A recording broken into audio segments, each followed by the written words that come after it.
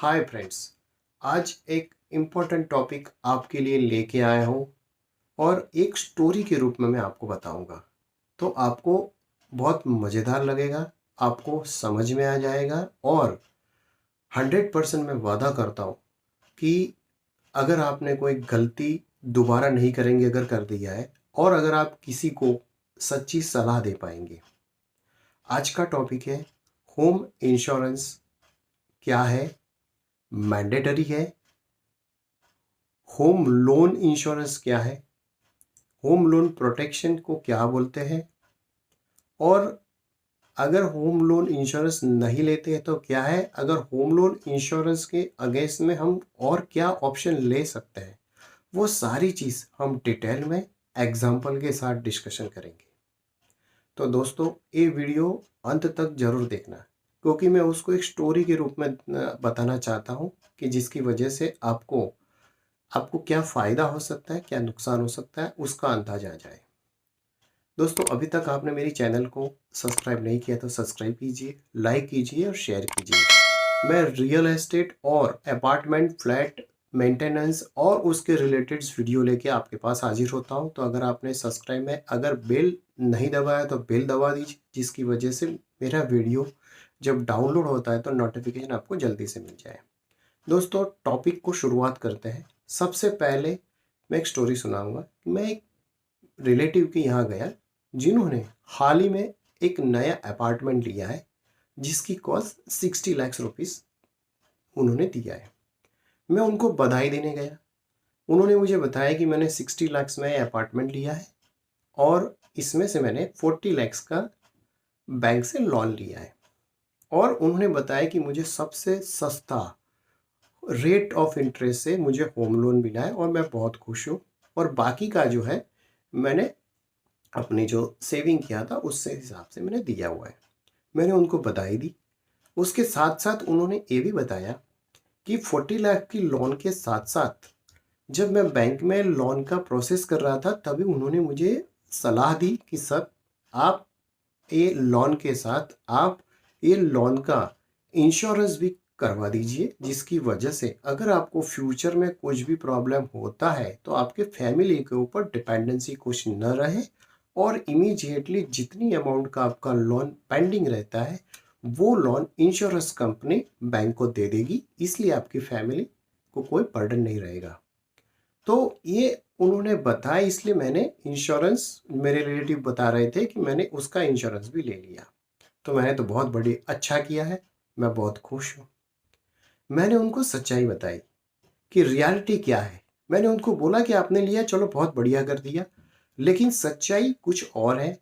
तो उन्होंने बताया कि मुझे सच्चाई बताओ, चाहे मैंने गलती किया लेकिन अगर दूसरे कोई गलती ना करे।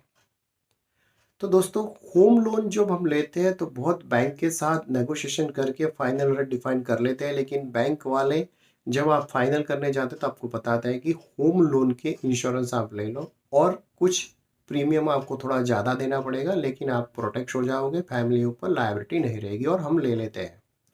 लेकिन सच्चाई ये है कि होम लोन के इंश्योरेंस अगर हम लेते हैं तो क्या क्या होता है दोस्तों। लेकिन पहले मैं आपको बताऊं कि होम इंश्योरेंस और होम लोन इंश्योरेंस में क्या तफावत है। होम इंश्योरेंस ये है कि अगर होम इंश्योरेंस हमने लिया तो घर में कभी भी कोई बाढ़ आए या तो कोई अर्थक्वेक आए, उसकी वजह से अगर अपने मकान या फ्लैट में कोई नुकसानी होती है, अगर गिर जाता है तो वो इंश्योरेंस हमारा मकान की प्रॉपर्टी का जो इंश्योरेंस लिया वो अपने को वापस मिलती है। लेकिन होम लोन इंश्योरेंस या होम लोन का प्रोटेक्शन प्लान है कि अगर कुछ होम हो जाए, सपोज हमने 20 साल का लोन लिया हुआ है, बीच में अगर अनफॉर्चुनेटली डेथ हो जाती है तो जितना भी पेंडिंग अमाउंट लोन का रहता है वो बैंक इंश्योरेंस कंपनी जो है वो बैंक को दे देती है। अच्छी चीज़ है, लीगली भी वैलिड है, लेकिन उसमें फ़ायदा और नुकसान भी अपने को देखना चाहिए कि होम लोन इंश्योरेंस या तो होम लोन प्रोटेक्शन मैंडेटरी नहीं है। दूसरा, होम लोन जो है वो उसका प्रीमियम थोड़ा ज़्यादा रहता है कि क्योंकि आपका होम लोन के साथ उनका प्रीमियम भी जुड़ जाता है तो 2 या 3 हज़ार रुपया या वॉट एवर उसकी जो प्रपोजल वैल्यू उसके हिसाब से उसकी जो पर ईएमआई है वो बढ़ जाती है। दूसरा कि जब तक आपका होम लोन रहता है तब तक ही ये इंश्योरेंस रहता है, और जैसे जैसे आप उसका पेमेंट करते जा रहे हैं उसकी इंश्योरेंस की वैल्यू कम होती जा रही है। तीसरा कि अगर आपने अर्ली पेमेंट कर दिया होम लोन का, सपोज 20 साल की लोन थी, आपने 10 साल में परचेज कर दिया, लेकिन आपने तो प्रीमियम फुल पे किया है, तो जितना भी आप प्रीमियम पे किया है वो आपको वापस नहीं मिलेगा। जैसे आपकी लोन खत्म हो गई आपका इंश्योरेंस खत्म हो गया। तीसरा चीज़, अगर सपोज कि मार्केट में अगर आपने जो रेट ऑफ इंटरेस्ट से लिया है उससे भी कम दाम में अगर आपको लोन ऑफर होती है कोई बैंक, और आप उसमें ट्रांसफ़र करना चाहते हो, तो वहीं पे वो आपका इंश्योरेंस प्लान सीज हो जाता है। आप दूसरे बैंक से करोगे फिर आपको इंश्योरेंस लेना पड़ेगा। तो इतनी सारी गैरफायदे हैं आपके साथ।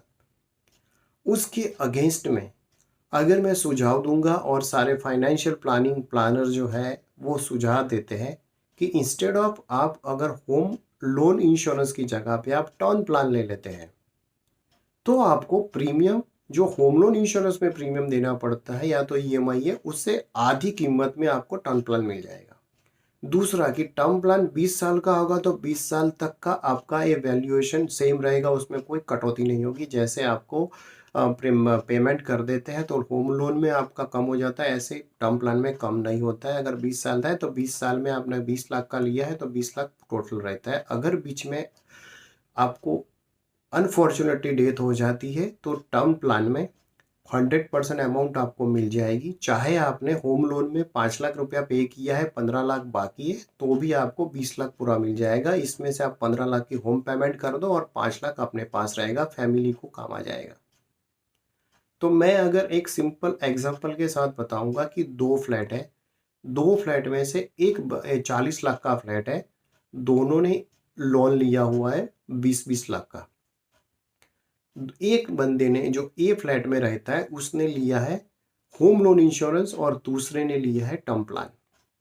सपोज ये 20 साल की लोन है, 20 लाख की लोन है, 5 साल के बाद अनफॉर्चुनेटली दोनों की डेथ हो जाती है। तो पहले जो इंश्योरेंस लिया हुआ है उसने 5 साल में सपोज उसने 3 लाख पेमेंट किया हुआ है, तो बाकी का 17 लाख इंश्योरेंस कंपनी बैंक को दे देगी और फैमिली को कुछ नहीं मिलेगा। जो बी पार्टी है उसने भी 3 लाख पेमेंट किया है, लेकिन उसकी फैमिली को 20 लाख मिलेगा, और 20 लाख से फैमिली 17 लाख वो प्रॉपर्टी में दे देगी, बैंक को दे देगी, 3 लाख फैमिली के पास रहेगा। तो टर्म प्लान लेने में ये फ़ायदा है। तो अगर मैं शॉर्टली कंक्लूड करूं तो इंश्योरेंस जो अपना बैंक लोन इंश्योरेंस है उसके अगेंस्ट में टर्म प्लान लेते हैं, तो वो टर्म प्लान आपको पूरे जितने साल का होगा इतने साल तक रहता है। आपका अगर लोन आपने अर्ली ख़त्म कर दिया तो भी आपको लोन अगर लिया, लोन इंश्योरेंस लिया हुआ है, तो जितना जब ख़त्म हो जाए तो उसका एडिशनल प्रीमियम ने पे किया वो वापस नहीं मिलता है। तो मेरी सुझाव है, सलाह है कि आप होम लोन के साथ इंश्योरेंस न लेने की जगह पे आप टर्म प्लान लीजिए, वो भी एक्सपर्ट फाइनेंशियल एडवाइज़र को साथ में रह के कीजिए, तो आपको बेनिफिट होगा। तो दोस्तों एक शॉर्ट स्टोरी के हिसाब से मैंने आपको समझाने की कोशिश की है, तो आपको समझ में आ गई होगी। अगर आपको कोई कंसर्न है, आपको कोई सुझाव है, तो प्लीज़ मैसेज कीजिए। आपके लिए रियल एस्टेट और अपार्टमेंट मेंटेनेंस और कई सारे रिलेटेड मैं वीडियो लेके आता हूँ। तो शेयर करना ये वीडियो, लाइक जरूर करना। थैंक यू दोस्तों।